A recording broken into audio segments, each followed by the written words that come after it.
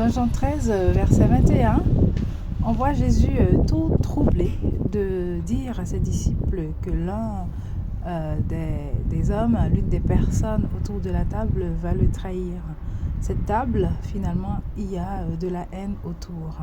Mais il y a aussi de l'amour autour, parce que ce qui s'est passé, c'est que finalement, il y en a un qui est tellement proche du Seigneur, qui est assis à côté de lui.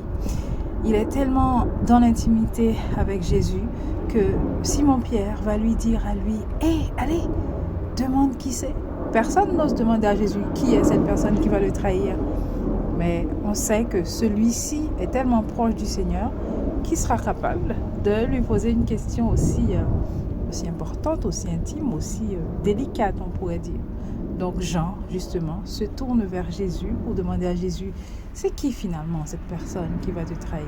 Et Jésus répond à sa demande, puisqu'il lui dit, tu sais, je vais tremper le pain dans la coupe, je vais le donner à quelqu'un.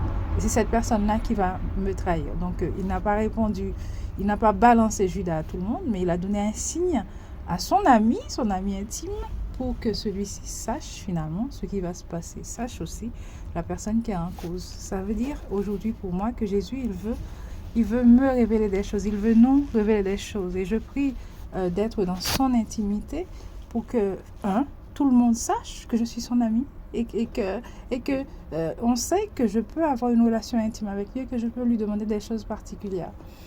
Et aussi, j'aimerais bien aussi que effectivement je me sente à l'aise pour demander à Jésus des choses extraordinaires, des révélations particulières, et que je les demande uniquement pas uniquement pour moi, mais aussi pour les personnes qui m'entourent, les personnes qui en ont besoin. Et aussi que sa parole, la lumière de sa parole, je puisse m'y attacher, je puisse la chercher et que j'ai le cœur aussi de partager avec d'autres personnes. Ça, ce n'est pas simple, hein.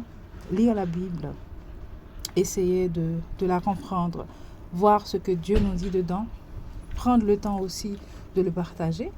Ça demande du temps, de la disponibilité, du courage, de la sagesse et finalement plein de choses. Mais nous savons que c'est Dieu qui donne le savoir et le faire. Et je prie qu'il continue à me donner cette possibilité-là et que je puisse toujours aussi être dans son intimité pour le connaître et le partager au monde.